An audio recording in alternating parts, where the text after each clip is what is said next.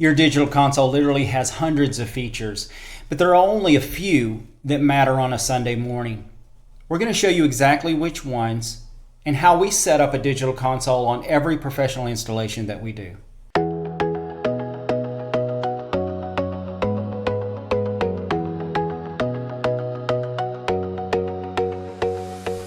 If you think this is going to be helpful, go ahead and subscribe and hit that bell. We're starting a series this week on church audio. Next week, we're going to be covering in-ear monitors for worship teams. You're not going to want to miss that.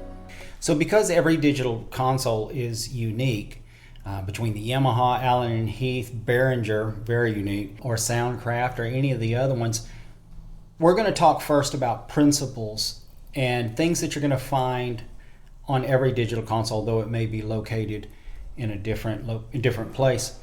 First thing that we're going to talk about is gain. Gain is the first thing that you start with when you're discussing mixing. The way we like to describe it is, if we're talking about in the world of plumbing, gain would be like your water main outside of a building, outside of your house. As you turn it up, it increases pressure to the whole house. If you turn it down, it decreases pressure to the whole house. So basically, gain is like the main gate for the audio that's coming in on that channel. Now, gain is tricky. They call it gain staging when you get the gains correct. But gain is tricky because let's say that you've got a microphone plugged into channel 1, and you're going to want to adjust the gain to get it just right, because if you get too much, you'll start getting what's called distortion or overdrive, where actually you start getting, it starts sounding fuzzy. And what's happening is you're actually starting to boost it beyond what that channel is capable of.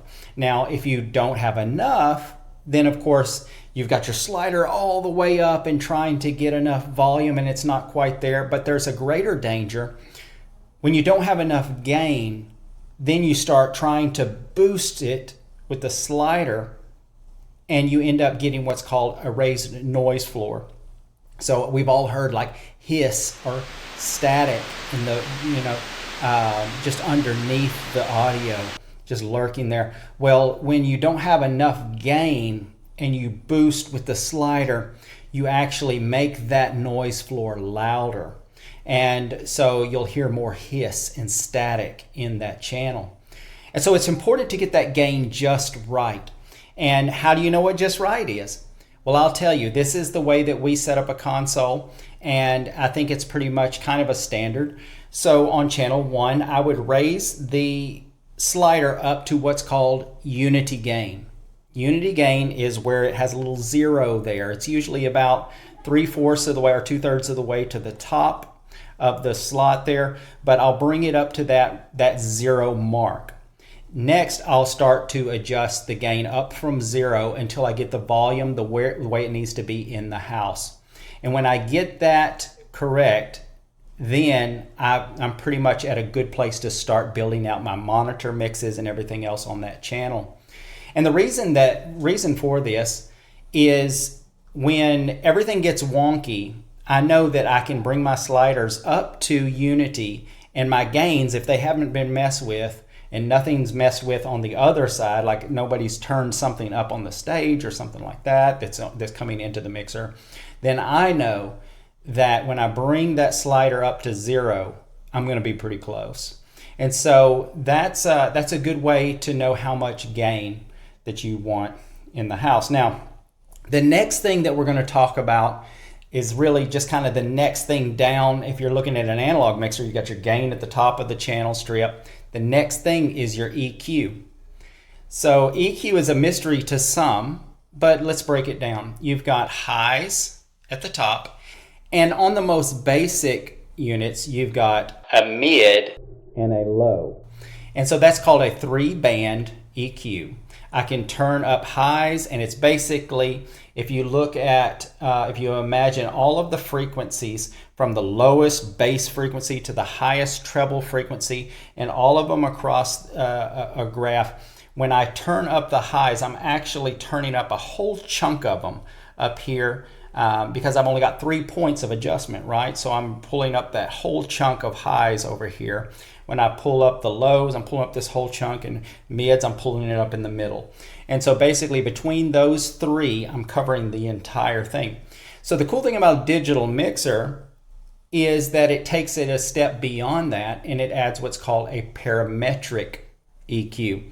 What a parametric EQ is, it shows you that graph from the lowest frequency to the highest frequency, and then it allows you to select points along that graph and make adjustments. So in other words, I'm not stuck with whatever the knob tells me to adjust. I can adjust any frequency along there many times with 4 or 5 points of adjustment.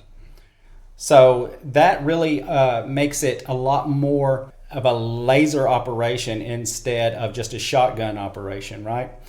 And so on that parametric EQ, I can also select how narrow those adjustments are. In other words, just like on adjusting that knob on an analog mixer, and I'm bringing up all of these frequencies, on a parametric EQ, I can adjust, it's called the Q, just the letter Q. I'm not sure why. If you know why, just explain that to me in the comments, if you will. So the Q, you can adjust how narrow, so that I can get it all the way down to I'm only adjusting a few frequencies, to really broad, because I don't really know what the problem is. So I just take out this whole chunk, and just sacrifice that whole chunk just so I can resolve the problem real quickly. And so it lets you adjust that width of what you're adjusting. There's some other adjustments in there as well, but it's a very, very versatile tool on a digital console that you didn't have on an analog console. The main rule in EQing in general is cut before you boost. I know it's really tempting to push the highs way up and make it sound crispy, and push the lows up over here and make it sound really bassy and full. But the general rule is, if I am anything above 0, I am actually I'm increasing something that's not there. So it's just like the gain. If I continue to boost those frequencies up, I'm actually relying on the EQ to produce something that's not originally there. So it's like a volume control for each individual frequency, if you can look at it that way. And when I'm all at 0, the EQ is basically doing nothing. So if I boost upward with the EQ above 0, I'm asking the equalizer to actually produce something that's not there. And I'm also, if I'm completely at 0, that should also be a very natural sound. Now, natural isn't always the best, because we have room acoustics, we have people that hold the mic too close and it's really bassy, or they hold it way out here and it's really thin, and there's all of these different dynamics come into play. But if everybody would hold their mic correctly, a fist away by the way for a cardioid mic, if everyone would hold their mic correctly, and if the room was perfectly padded like a studio, you wouldn't even need an equalizer. But because your room is all wonky and your people holding the mics are all wonky, you want to make adjustments with the equalizer. But remember, you don't want to boost, because you're actually putting things in the mix that aren't normally there. What you want to use an EQ for is to cut frequencies that are a problem. So in other words, if I have someone who has the mic directly in their mouth and it's really bassy and everything, I'm going to want to come over to the low frequencies and pull those frequencies out. Now, the tendency for a lot of people mixing for the first time, when they hear something that sounds muddy and unclear, is to go over to the high frequencies and begin to boost high frequencies to match it. But I want to encourage you, before you start boosting frequencies to match other frequencies, begin to cut the ones that are exaggerated. So that's the purpose of an equalizer, not to boost, but to cut problematic frequencies. Now, EQs come in really handy to kind of make sound more natural when it wouldn't normally be, but it's also very handy if you have feedback issues. If your pastor is still wearing a lapel mic, first of all, I'm sorry. But by the way, You know, a lot of pastors do have a problem with wearing an ear set microphone because they don't want it on their face and for whatever reason. But imagine this. If I'm holding a microphone right in front of my mouth, I'm going to get really clear audio, right? Because sound is coming out of my mouth. But what if I transfer that microphone down here to my chest, under my chin? How clear is the audio going to be? So that's where a lapel mic is, and that's the problem with lapels. This was a good solution 50 years ago. Not so much these days. You can get a Galaxy or Apex 575 ear set microphone that's universal with most wireless systems. It's flesh toned. It's just a really nice, clean. You can get it in the Apex. You can get it in a couple different flesh tones. If you go to a Countryman, you can get it in like 10 flesh tones. But it's a really clean mic that actually gets the element right close to your mouth. So then you can turn the gain down on your mixer and not have to have so many feedback issues.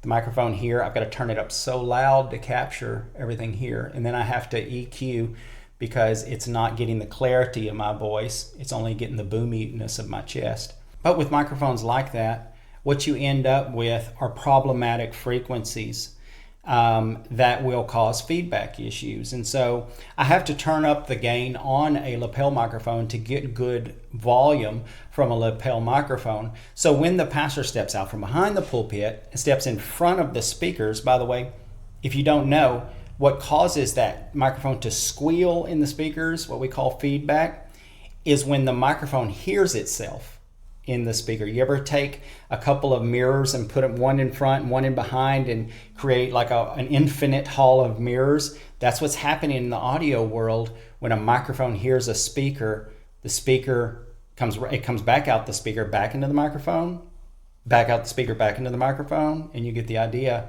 And it creates a feedback loop, and that's what we hear as a squeal or feedback in a sound system, sometimes a roar, depending on what the problem frequency is.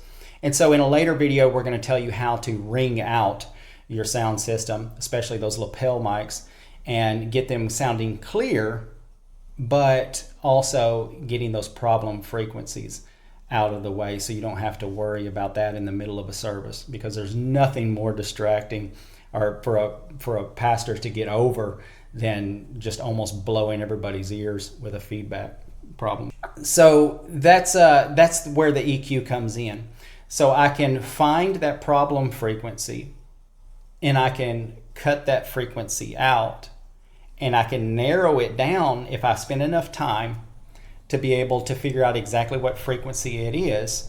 I can narrow that frequency down so that it doesn't affect other frequencies. In other words, a lot of the frequencies that we have to cut for lapel mics and things like that so that we don't have feedback are the frequencies that make it sound natural and full. And so we want to be careful to select the right frequency and not take out a whole chunk. And that's the reason that Q comes in so handy. Okay, and here's the tip that I promised to give you at the end. There's something on a digital console that doesn't get used enough. There's a feature to allow you to save a scene. Well, what is a scene? A scene is any of the settings that you specify. So here's what that translates to on a Sunday morning. You come in, and because sound booths typically, even if they are enclosed or whatever in the back of a small to medium-sized church, it's usually pretty accessible. And kids or whatever just love to see all of the knobs and sliders, and really they just envy your position, and they just want to one day feel your shoes, and they may be back there just dreaming away about how they're going to run sound at church one day. But what they leave is everything out of whack. And on an analog board, the only hope you had is that maybe you took a snapshot. You ever done that? You take a picture of the way the settings were, and then you can come back and reference that to get it back the way it was. Well, digital consoles, you don't have to do that anymore. On a digital console, you can actually save the settings. Now, every console is different. I prefer it on a Yamaha because a Yamaha has some quick buttons that you can preset for scenes. So you don't have to go into the menu. You just hit a button and it takes you back. But although every console is different, every digital console has the ability to save a scene or a snapshot of the settings. Now by default, it's all the settings. And so you can go in and specify, I don't want to save these. I don't want to save these. I want these to be able to be changed and not go back and whatever. But as a general rule, you probably want all the settings to be saved in that scene so that when you record that scene, it gets all messed up for some weird reason. You come in on a Sunday morning, there's no time for sound check. You can hit one button or go into the menu and hit a couple of buttons, and everything magically goes back to the way it was. All right, so here's your easy takeaway for the day. First of all, gain staging. Adjust gain before anything else. It's where you start. It's how much signal do you want to flow to everything else that's in that channel. And secondly is EQ. Cut before you boost. Don't try to make a big smiley face because that worked in your car stereo. Take the time to find problem frequencies and to surgically remove them using the equalizer. And third, save your scenes. If you have a digital console, be sure and save your settings so that when the unexpected happens, and it will, right before service, you have a quick scene saved that'll get you back to operation quickly. If you want to deep dive into any of these topics, drop a comment below. Also, if you're a church in Arkansas looking for professional system installation or volunteer training on your current system, there's a link in the description so that you can get a free quote for that. And if you're looking for the next step, click the video here.